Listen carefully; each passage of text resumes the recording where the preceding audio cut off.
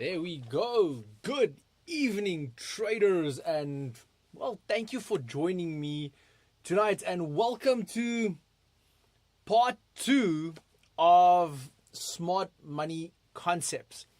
And well, as we are working through this series, today we're going to have a look at a bit more of the advanced concepts and practical application of this specific term or trading concept. So I do see I already have a couple of comments coming through. Good evening, welcome, thank you for joining me. Let me know where you are joining me from. If you're joining me from South Africa, let me know from where in South Africa. If you're joining me from anywhere else in Africa, let me know as well. I know last week when we did part 1, we had some people from Namibia, we had some people from Uganda. So yeah, let me know as well where you are logging in from today. For those of you who don't know me, I'm Francois, I'm your market analyst here at ATFX Africa, and it is great to have you back with me today. If you joined part 1, you will remember that we explored the foundations of smart money concept. We had a look at things like liquidity, market structure, order blocks, and the difference between smart money concepts and traditional indicator-based trading. So, love it. I'm seeing some of the stuff coming through. We've got Joburg, we've got Pretoria, I even have Cape Town. Like, all the major cities are almost represented. I just need someone from Durban. Where's the Durbanites at tonight? So, and then we've got almost all the major cities covered for South Africa. So, maybe Durban, someone from Bloemfontein would be nice if that's on here. Polokwane, maybe even Mbombela. Who knows? Let's see what the night has in store for us. So, again, let me know as well. Did you attend part 1? Okay, so I'm going to do a quick recap of what we did in part 1. But let me know, did you attend part 1, yes or no? Okay, so today, however, we are going to take things a little deeper. Okay, so we'll move beyond the basics, and we're going to have a look at starting to apply the advanced tools that institutional traders use to read, anticipate, and participate in market moves. Now, before we begin with tonight's session, just a quick reminder that this session here tonight is an educational session. It's for educational purposes only. At no point in stage during the session will I be providing financial advice, so nothing I share here should be taken as financial advice. My goal here tonight is to give you awareness and frameworks that you can go and study and practice, and upon mastering what you've practiced, then you can start having a look at how to apply it. I hope we're all clear on that. If we are, great. So, see, I have a yes. I've got another person from Cape Town, so that's great. No, part 1, no. Okay, so Martinez, as well as Job, if you guys missed part 1 after the session, so please stay, watch the session with us here tonight. But after the session, I do urge you to, because you'll still understand everything we're going to go through during the session, but I would urge you to go and watch part 1. The recording is available on our channel, so just go have a look. You'll see it's called What is Smart Money Concepts? And by having a look at that, you are going to gain a much stronger foundation that will guide you on your path as we are going through this series on smart money concepts. Okay. So, Bridget, also very nice to have you back. So thank you for your comments as well. Okay, so traders, please remember that this is a 3-part series. So part 1, we covered the foundations. Part 2, we are going to have a focus on the advanced concepts. And then in part 3, I'm planning on focusing a lot more on real world applications. So in part 3, we're gonna go and tie everything together into one little complete trading module. So stick with me. Okay, so let's dive into part 2, advanced smart money concepts and practical applications. So by the end of this session, you should be able to look at a chart and identify where institutions are most likely active. I hope you will be able to do this.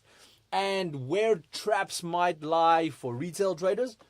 I've gotten some nice comments on a lot of the videos I've posted recently based on people just being unnecessarily stopped out, etc. So we're going to have a look at all of that tonight as well.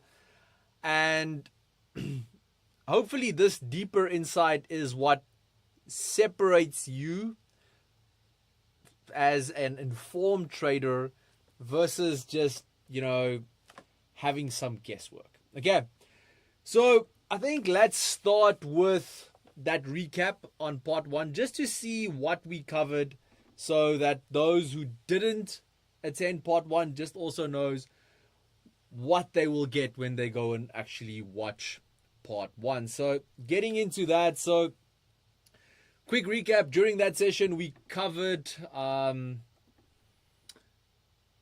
we defined what smart money concepts was, and as an approach that, studies how institutions, hedge funds, and big players interact in the market. We compared it to traditional trading, and we saw how indicators often lag behind real price action, and we kind of went into that a lot. We also spoke about liquidity, how markets are drawn towards areas where stop loss orders normally cluster a little bit.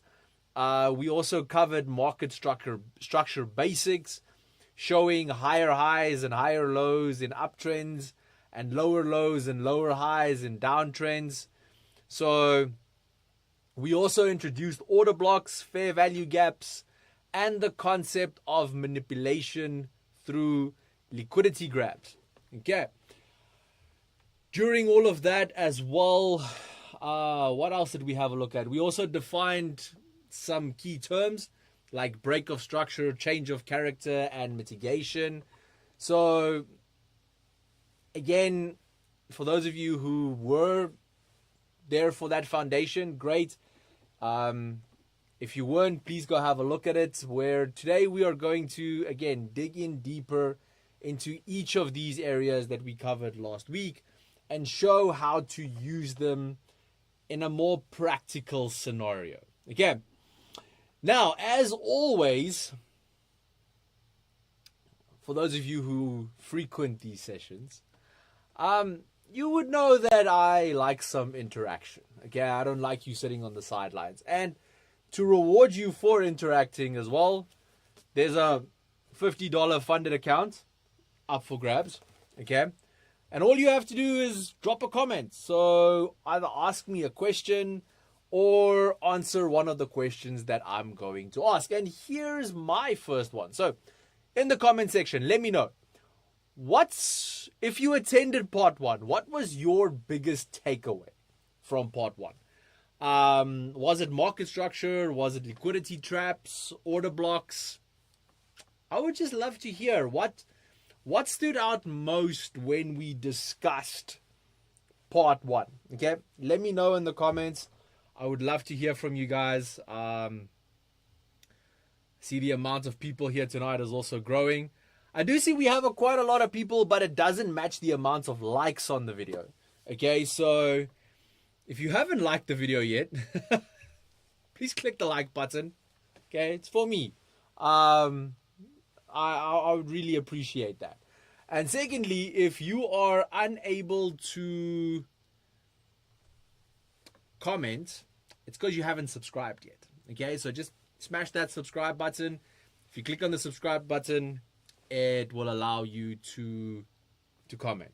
Okay, so got one comment there that states break of structure was one of the key concepts that stood out during session 1. So glad to see that as well. Okay, so we've done the recap. So here we go with today's one. Okay. Now, as we covered in part 1, market structure is the backbone of smart money concepts. So during that session, we looked at the basics, identifying trends by watching higher highs and lows. So now let's expand a little. Okay, so advanced market structure analysis isn't just about spotting higher highs and lower lows. Okay, it's about understanding how structure shifts across time frames. So, question again, who's heard of top-down analysis? Okay, just say yes or no. If you've heard of the concept of top-down analysis, let me know, because that's kind of what I'm going to get into now. Okay, so you need to understand how structure shifts across various time frames. And it's kind of one of the key concepts of smart money concepts. So the 15-minute could be in a clear downtrend, but, you know, the daily might show a strong uptrend. Both can be true depending on perspective. So this is kind of what we are going to have a look at now. Okay, cool. So I have a no, I have a no, I have yes from higher time frames to lower, and then I have a yes and I have a no. Great. For all of the people saying no, you're going to have a lot of fun tonight, okay? For the people who are saying yes, I hope you're going to learn something new as well. Okay, so let's have a look at the next slide. Okay, so here we go. So as I stated, both higher time frames and lower time frames can show two different aspects, and both can be true. So this is where top-down analysis becomes critical. We start by asking, what's the higher time frame telling us? Then we work our way down to execution levels. Remember, I've said this so many times in the past, and I'm just going to switch back to the camera quickly. So I've said this so many times in the past, where you need to remember that hourly time frames, because everyone always asks me, does the strategy work on a 5-minute time frame, and does the strategy work on a 15-minute time frame? The answer normally is yes, but that's your execution time frames. Okay, a 1 hour, 4 hour, daily, those are your directional time frames. Those are what tells you what trade we are taking, and the lower time frame tells you when are we taking the trade. Okay, so let's continue. So as we work our way down to those executional levels, this layered approach kind of ensures we never lose sight of the bigger picture. And that's the beauty of top-down analysis. Okay, so advanced structure also includes spotting subtle transition, a series of equal highs. For example, often we will see signals of liquidity is building above certain levels. That's a setup for a possibility for a sweep before a continuation might take place. Okay, so let's quickly imagine the following scenario. Okay, so I want you just to picture what I'm going to say, and then I'm actually going to explain what I'm saying here as well. So we are going to have a look at charts, like right off the back today. Okay, tonight's all about charts, and more charts. Okay, so that's kind of what we're getting into here tonight. So imagine the following scenario on a daily chart. So let's start top down. Okay, so let's say we start on a daily chart, and on a daily chart we see prices trending upwards. Okay, and then we kind of filter down our time frames and we get to the 1 hour chart. And on the 1 hour chart, you notice equal highs forming. Okay, now Equal highs is a term used within smart money concepts, but if you study chart patterns in the past, equal highs is just a double top. Okay, that's kind of what equal highs mean. Okay, equal highs, so double top. And now you see equal highs forming on a 1 hour time frame. Now this normally tells us that liquidity is likely building just above that highs, and that institutions may push prices slightly higher. Why would they push prices slightly higher? Because if they push prices slightly higher, what are they going to do? Attract buyers, retail traders, jump into the market. And then what happens? They sweep out all the stops. Okay? And then the price just continues on its merry way. And it's always as simple as this. So let's have a look at an example. Okay? Here we go. Camera on screen. Here we go. Okay. So if you have a look on your screen at the moment, this is gold on a daily time frame. And you can very clearly see gold is nicely trending up. Okay. Can we all agree on that? Yes, no, maybe. Please let me know. Everyone agreeing gold is trending up here. And then from here on forward, we swap to a hourly time frame. Now on the hourly time frame, here you see equal highs. Okay, look at that beautiful straight line. Okay, but again, what is an equal high? An equal high is just a double top. So on this one, and I've seen this so many times, in the last couple of months, having a look at people trade gold and S&P and NASDAQ. They enter into trades that they are really not supposed to be in. Why? Because they don't understand the market structure. Okay? So here, by having a look at that market structure, yes, price might be trending up. And yes, you might say, oh, but it's beautifully sitting on that trend line, Francois. I want to jump into the market here. But just give me a second. We don't enter on dailies. So even though it's there, just filter down to something lower. And here you can see, okay, cool.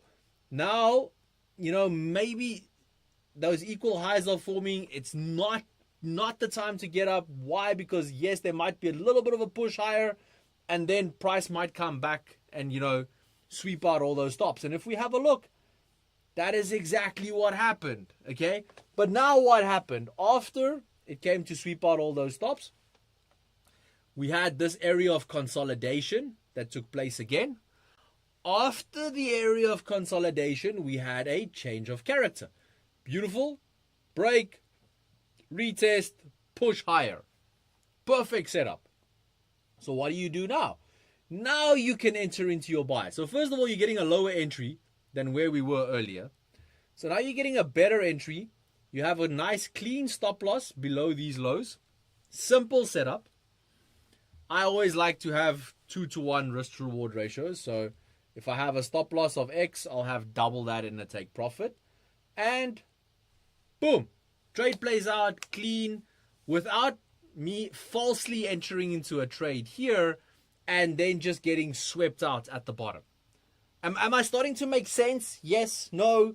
And I'm going to, like I said, I'm going to be covering a lot of these concepts, but I'm going to be showing you practical examples on each and every concept as I'm working through it. So this concept, is it making sense? Yes or no? I do see, I have Kerry saying, great teaching. Thank you so much. I really do appreciate that, Kerry. I love those type of comments. They really make me feel good. So, Rowcast, oh yes, beautiful. Love that as well. Okay, cool. Yes. Okay, fantastic. So, let's move on. Okay. So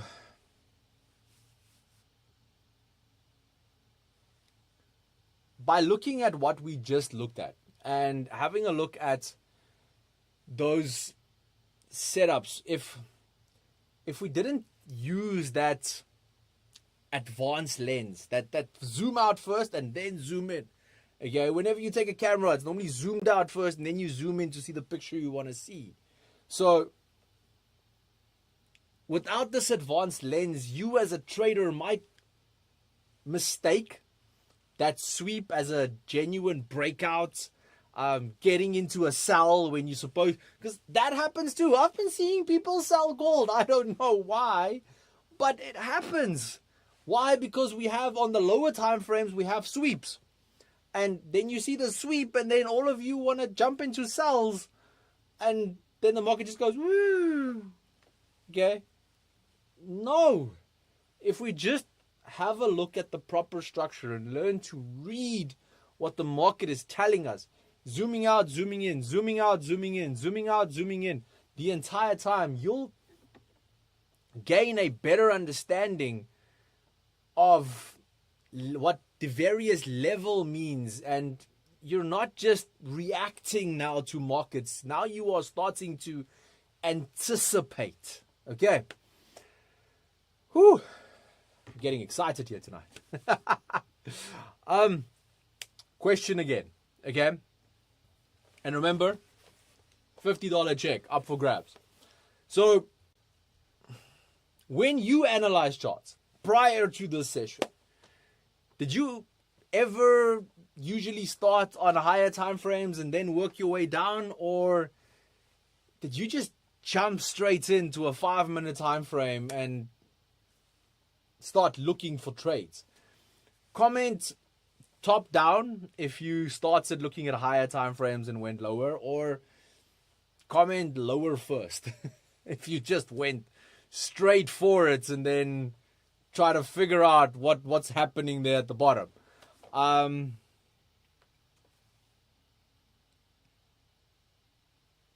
So I see here I have a comment says, very personal tonight. I've been on the end of those losses way too many times. Well, I really do hope after this session here tonight that you're going to be on the right side of those trades. Okay, and I'm going to do my absolute best to guide you and get you to that absolute best before the end of tonight. Okay, so let's move on. So let's go to that topic that one of those comments said was one of the key takeaways from last week, which was break of structure and change of character. So Bridget said, yes, I did, but I was still clueless. Bridget, hopefully after tonight, we're not going to be clueless. Okay. So as I said, break of structure and change of character. These are two of the most important concepts within smart money concepts. Okay. So a break of structure, or BOS, and a change of character, which you'll see the abbreviation, you'll see it on my charts as well, which is CHOCH. And, you know, a break of structure confirms continuation. When a price breaks a previous high in an uptrend, it signals the trend is still intact. Now, institutions often leave these little footprints as they push prices to new levels. Okay, so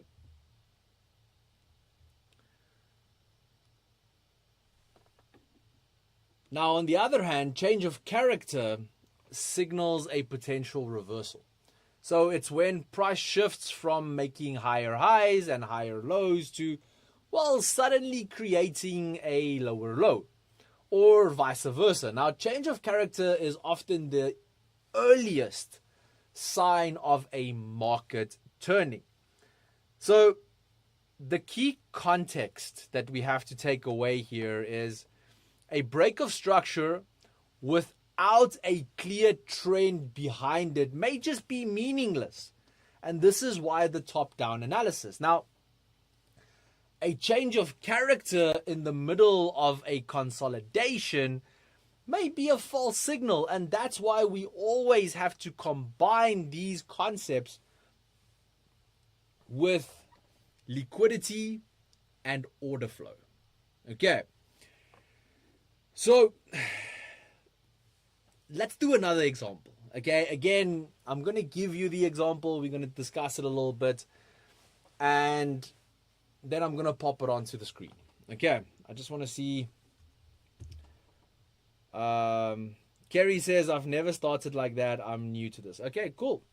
Hopefully after this three-part series, you're going to be on the right track. I really do hope so. Okay. Ronald says 4 hour, then place on 15 minutes. It's a good start. So yes. Yes, higher first, but lack timing and acknowledge to enter and follow short-term movements. Okay, so let's hope after tonight that will also improve. Okay. I just checked the trend and jumped straight into a trade. Job, I hope after tonight that's going to change. Okay, I really do. Okay, after tonight that needs to be fixed. Okay, so here's example 2. So now you're looking at a chart and you on a 4-hour chart. Yeah, I like that. Okay, so I like that combination that Ronald gave, 4 hour and 15 minutes. It's like he knew what my slides are going to be.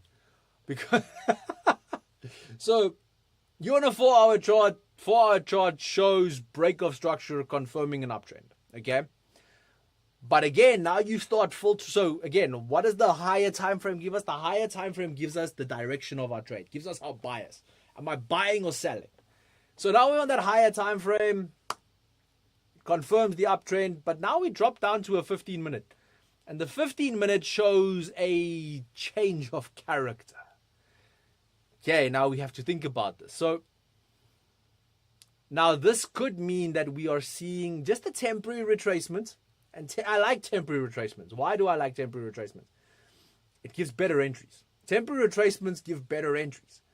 So, and it normally gives it within that larger trend. So spotting this distinction helps us avoid mistaking pullbacks for reversals or getting in at a very high point and then being stopped out. Okay, so let me show you.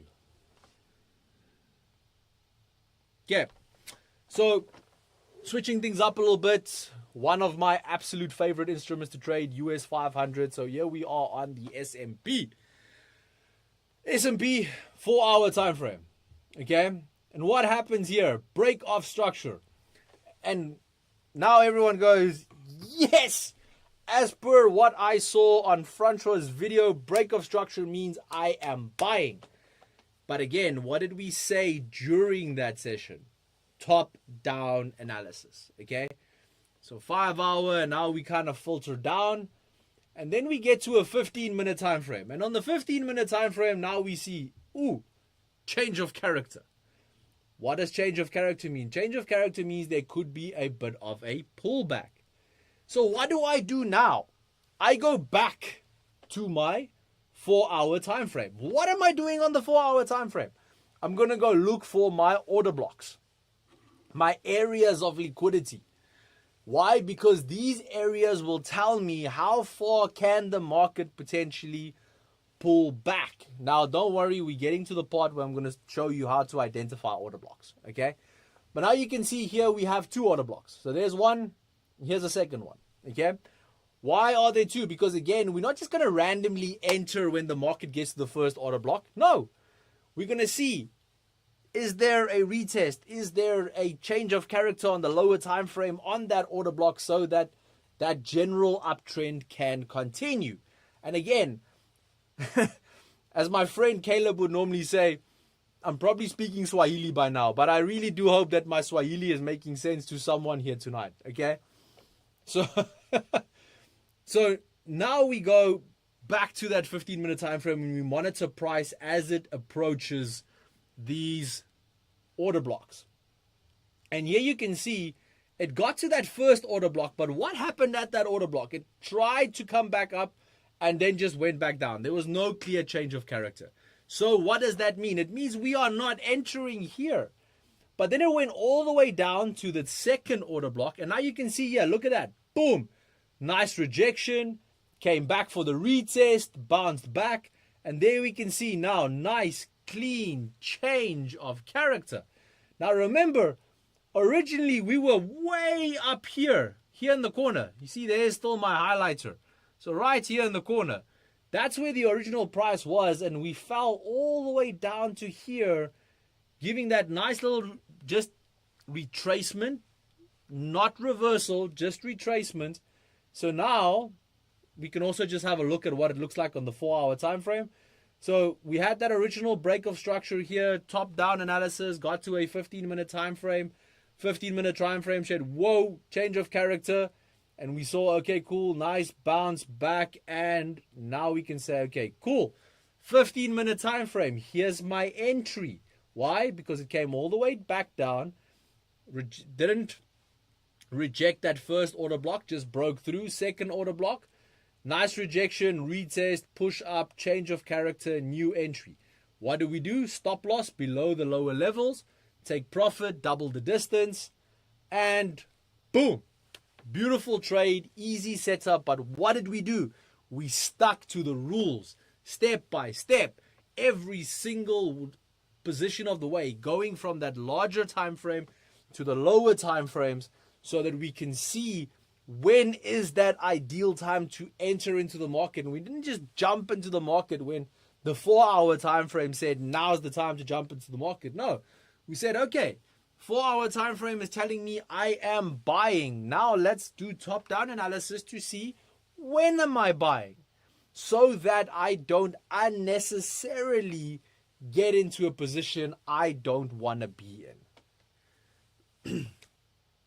Again, I am sincerely hoping that I am making sense to someone here tonight, and that what I am sharing, there's a little light bulb starting to go on to say, this is what I've been doing wrong. This is what I need to change. This is what I need to have a look at, so that I can, get my setups right as well. Again, Roko says, it looks so easy when you do it. Brother man, there's one thing I can tell you. Practice, practice, practice, and more practice, okay? It's literally all it is. The more you practice this, and I'm kind of giving away my punchline for today, but, the more you practice and the more you do this on a daily basis, the easier you see these things, okay?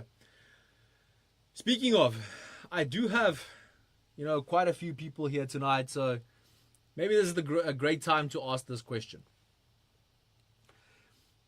If I do a live analysis session, so a live analysis session where for an hour or two, I identify these setups, maybe during like a UK market open. So that would be from about 10 o'clock in the morning, South African time, till around 12 o'clock. Would you guys attend? Would you like that? And then we do this, okay? Where we have a look at different setups. We have a look at different types of analysis. We do our top down. We look at entries, and we have a look where to get into the market. Would you guys attend? Yes or no? Okay.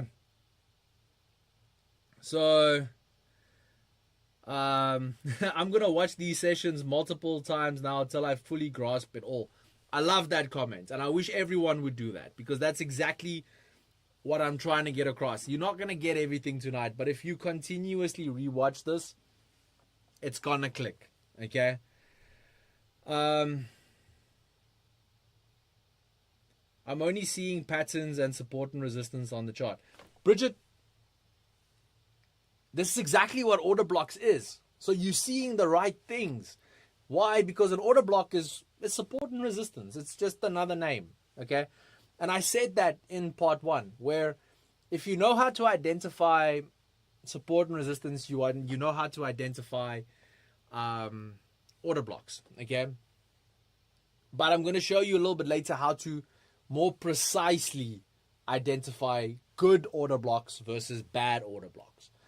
But the rest of smart money concepts comes in by identifying when we have break of structure, when we have that change of character, and then trading the overall trend. Okay. I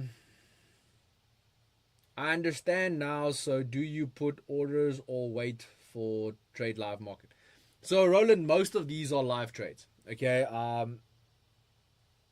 You can place orders, but your orders are not going to be as precise, because especially if you remember, for instance, here, if you remember here, if you just placed an order here, and you didn't wait for that retest which we got later on, you gonna get caught on the wrong side of the trade.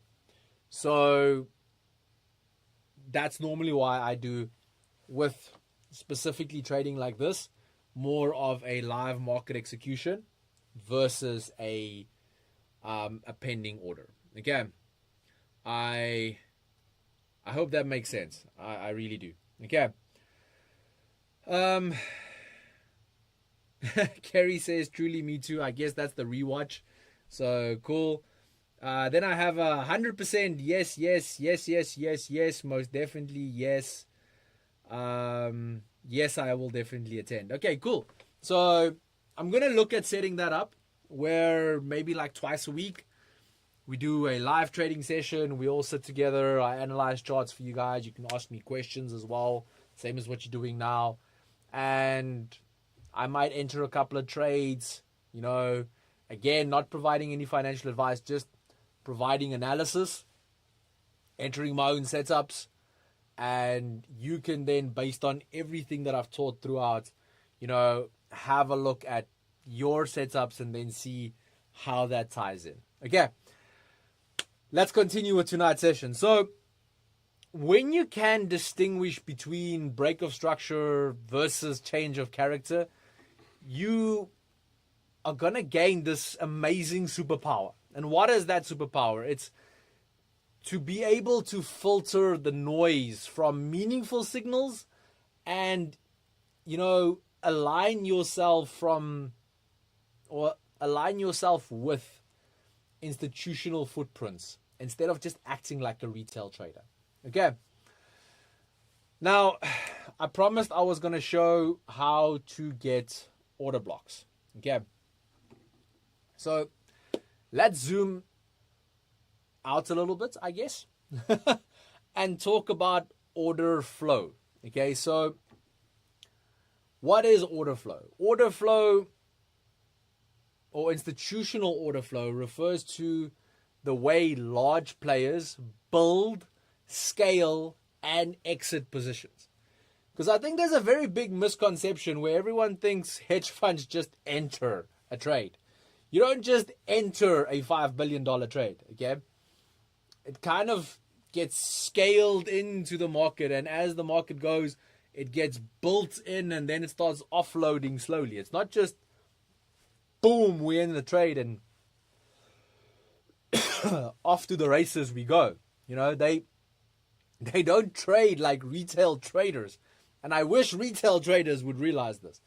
So it's not just clicking a blue and red button and they're in and out of small orders. No, this is not how larger institutions move. Their size means that they need to manage entries and exits, and they do this in phases. Now, what does this do? This creates patterns that we can read. It shows accumulation phases, distribution phases, ranging phases. And sometimes accumulation phases often look like ranging phases, but inside those ranges, institutions are building positions. And by understanding the concept behind how that smart money moves, you will better interpret this. Now, distribution phases look similar, but they are unloading. Okay. So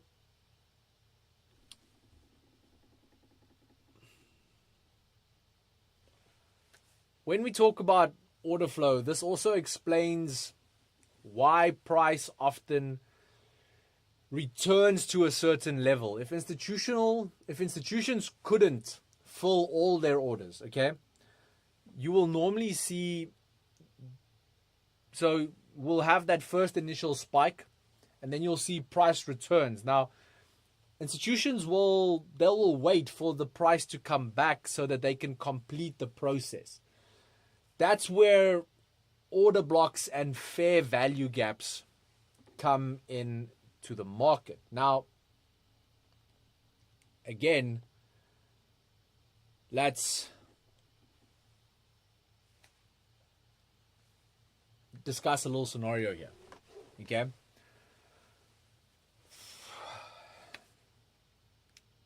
Let's start on a 1 hour chart this time. So 1 hour chart, what happens? You see a strong rally. And where do you see the rally? Out of a consolidation block.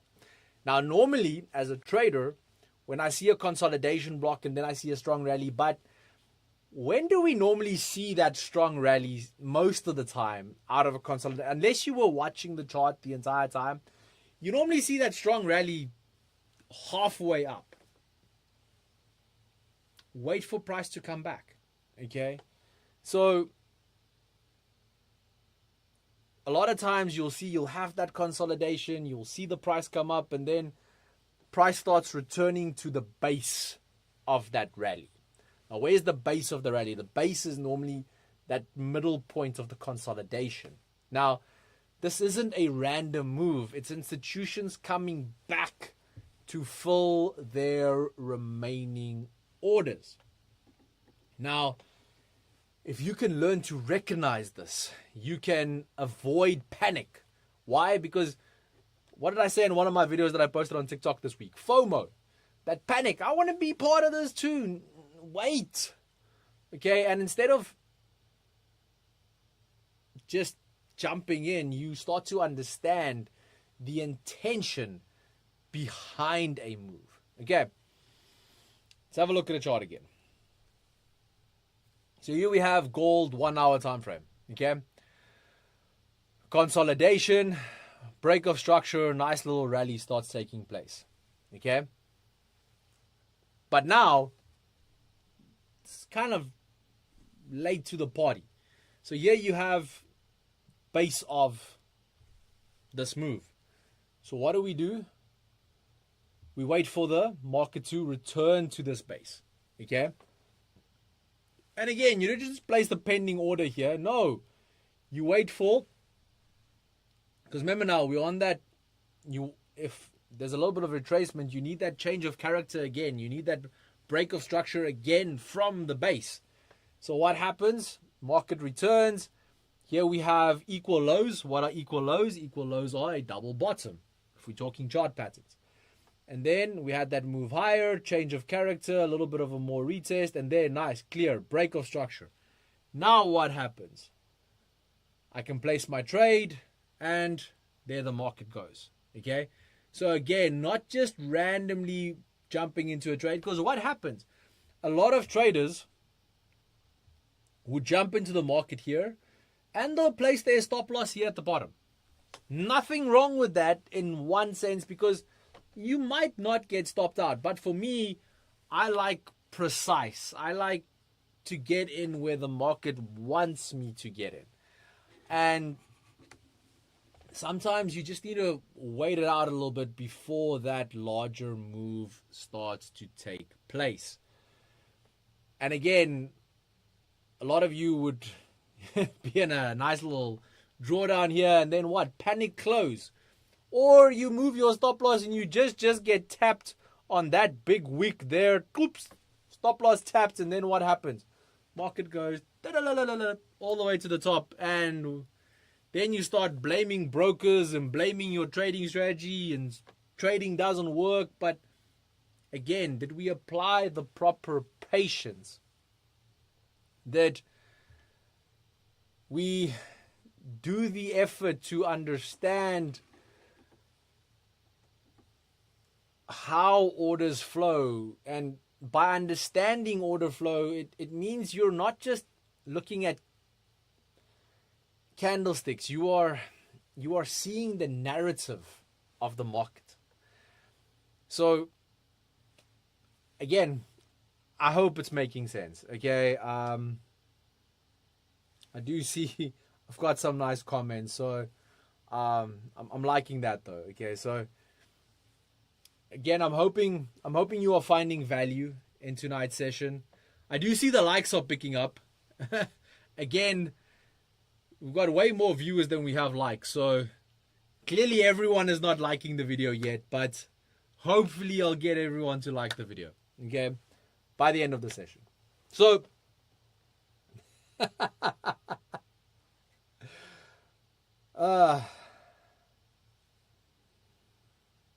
So we touched on order blocks in part 1 as well. Okay.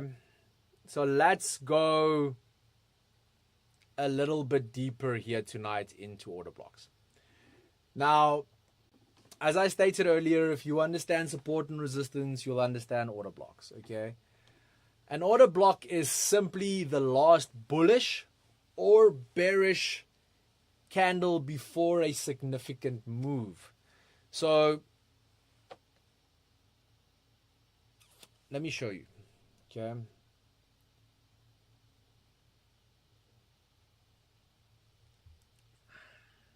Let's do a little bit of a test. So here's a chart of Euro USD. Now we have, so you see here. So here we had a bit of consolidation, and then you had big impulse move. Now based on that big impulse move, where would you place your support and resistance? Tell me real quick in the comment section. I need to drink some water. So where would you place your support or your resistance, or in this case, your order block? Help me out.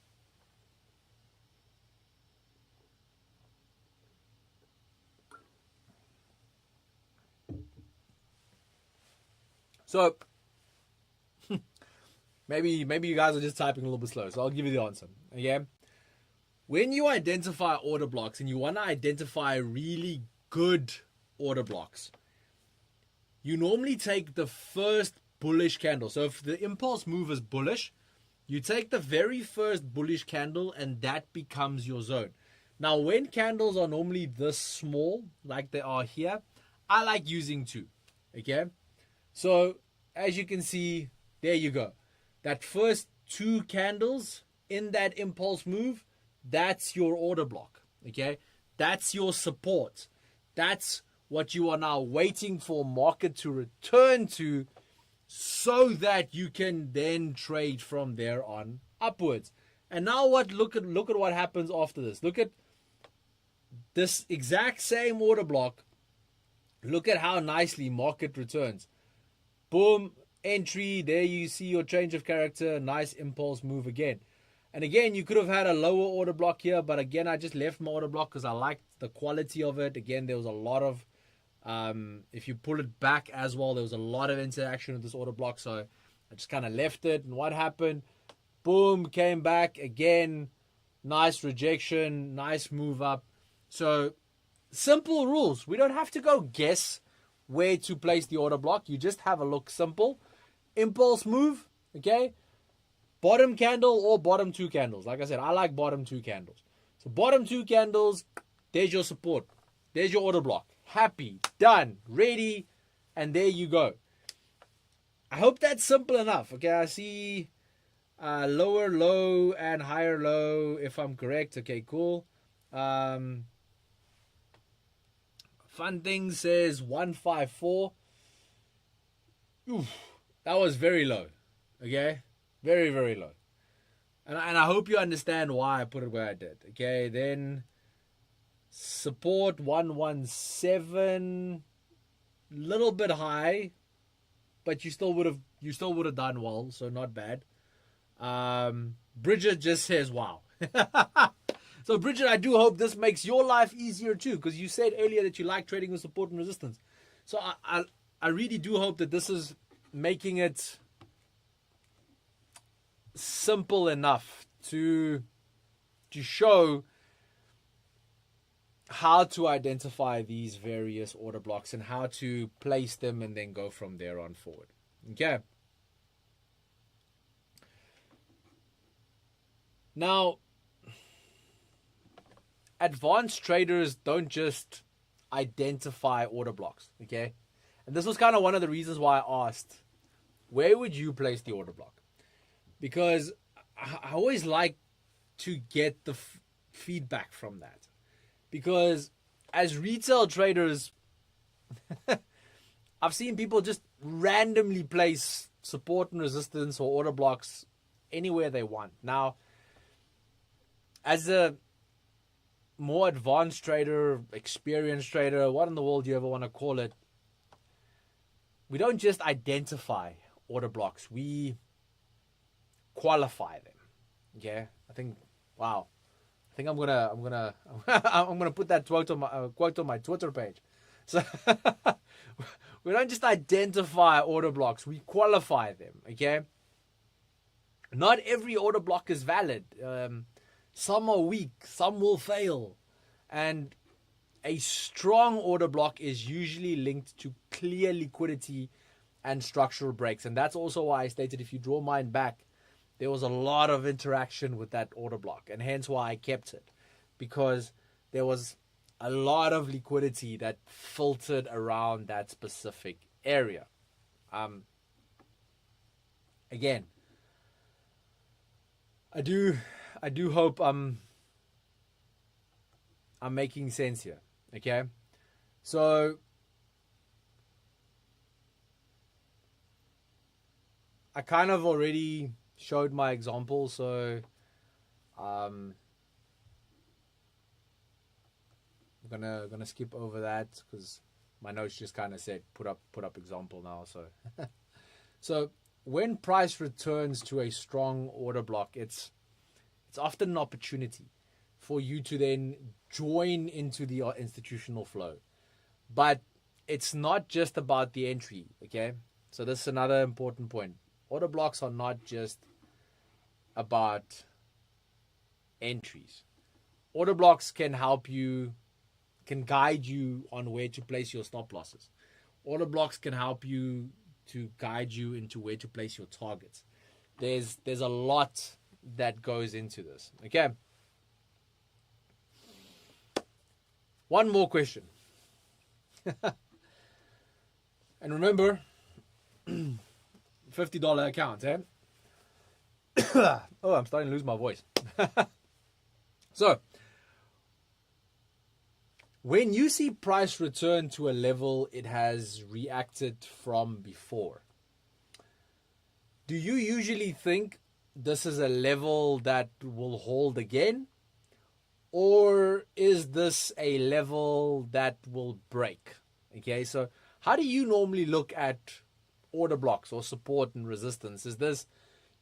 Do you look at them as this is where I'm going to look for breakouts, or do you look at this as where price will hold and then go back up? So type in hold if you think it holds from there, or type in break if you normally look at it to break from there. Just randomly want to know a little bit on how you guys see support and resistance and order blocks and so forth. Okay.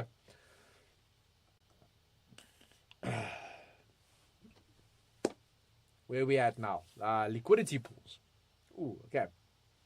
So, what are liquidity pools? Liquidity pools are clusters or orders sitting at obvious chart levels. Now, obvious chart levels are normally, you can see them nice and clearly, or there'll be psychological levels or so forth. Okay, so buy-side liquidity normally sits above highs where breakout traders place buy stops. So, very important to remember. Shorts are a place where normally stop losses are. So that's also sell-side liquidity.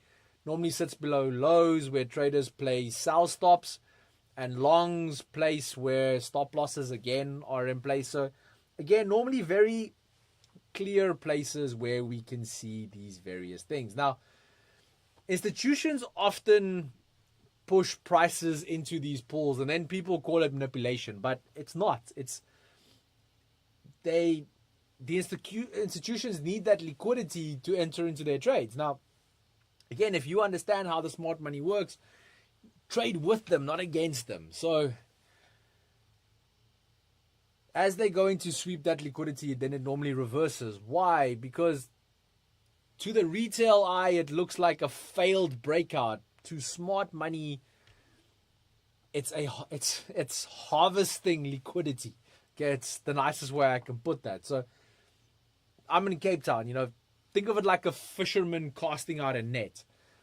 The liquidity pool is a big school of fish, like the sardine run that just happened now in July, where institutions push price into that area and then sweep out what orders come out of that, and then the move in the opposite direction with fresh liquidity behind them moves in that direction. Now, for you, this is where it gets important to start identifying these levels, okay?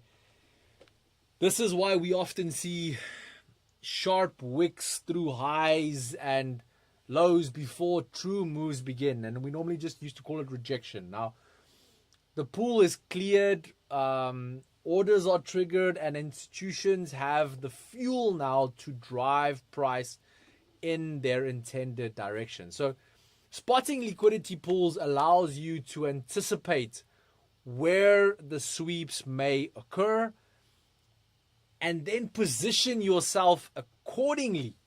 So this is what I was trying to get to earlier. If you can see it happen and then position yourself within that, it becomes a lot easier. Okay.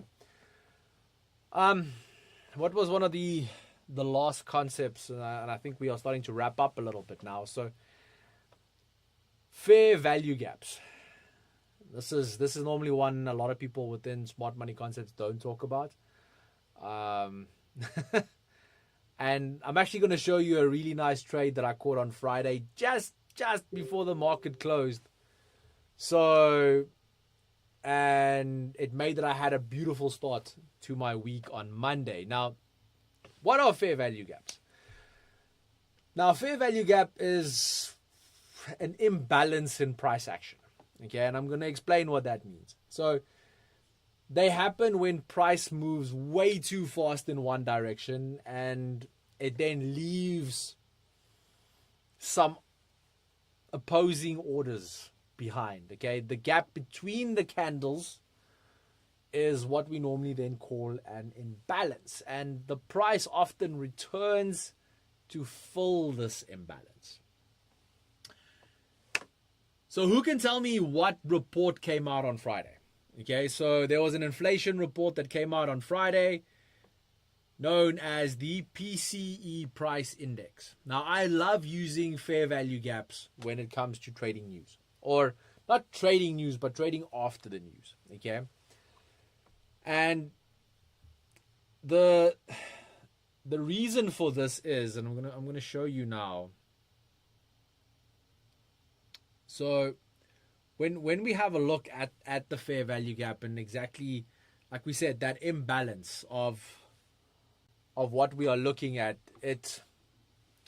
fair value gaps kind of induce traps. Okay, they're the move that lure retail traders into entering way too early.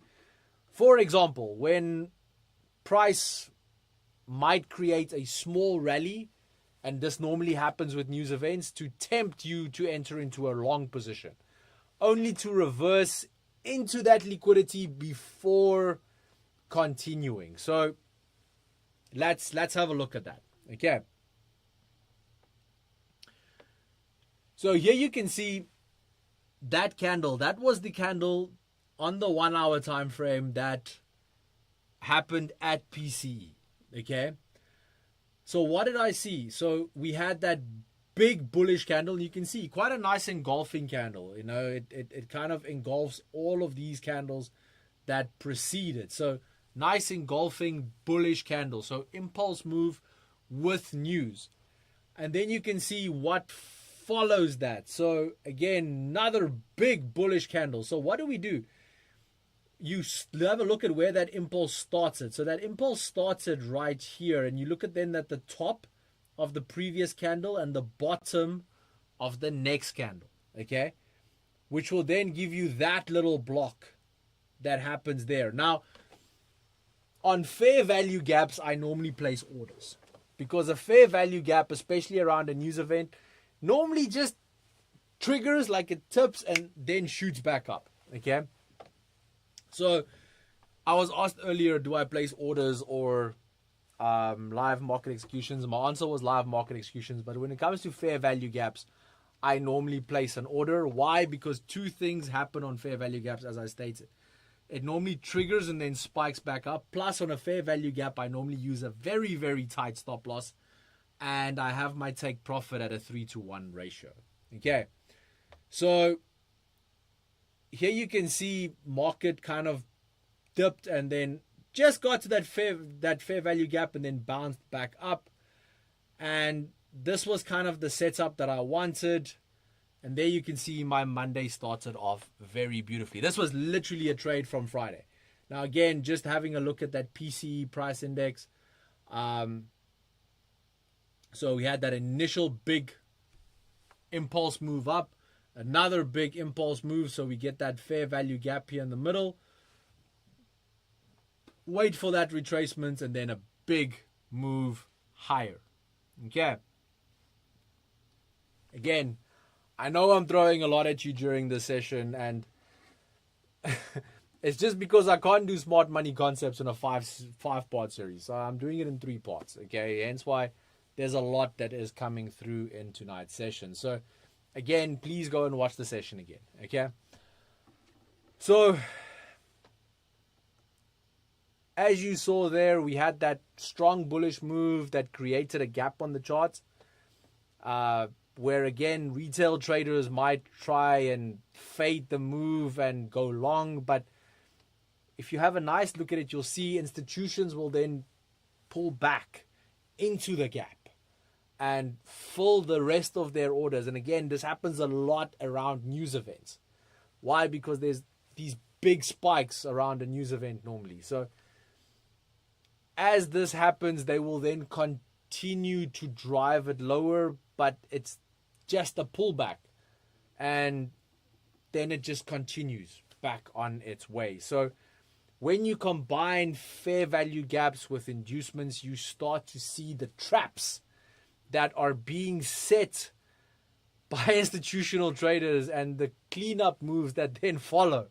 So this is advanced smart money concepts action. So again, I'm not going to ask you to get fair value gaps right in the beginning, but if you can get what we covered in the beginning of the session, brilliant. Okay, so it's not just about spotting patterns here tonight. It's about understanding why they form and how they fit into the bigger narrative of the market. Okay. Let me just see.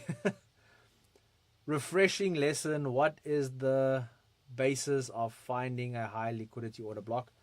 I did answer that, so I hope that gets there. And mixing it into fundamentals, I answered that as well. Do you think it's risky to consider them valid all the time? No, not really, because I use them often. So again, not every trade is going to work out, but as long as you win more than you lose, it works out in that way. Okay. Kerry, what a joy you are. Some teachers are so serious. I can't be serious. Okay. I love trading. I love what I do. I've made a lot of money doing this, and I just love sharing with you guys. So yeah, I can't be serious. I've tried. I really have.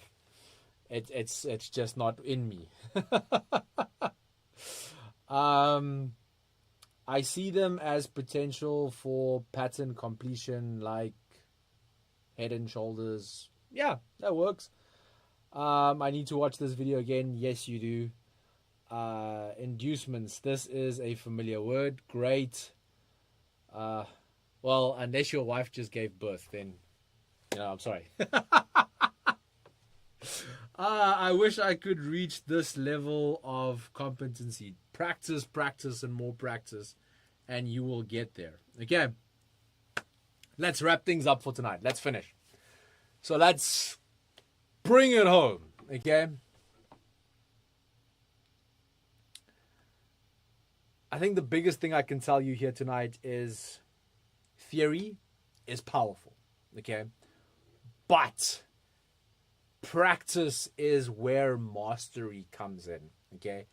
Advanced smart money concept requires multiple time frame analysis that we covered tonight. Okay. So you start with the higher time frame, you establish the bias, bullish or bearish, and then you drop into lower time frames to refine your entries around order blocks, liquidity sweeps, and fair value gaps. So again, just using an example,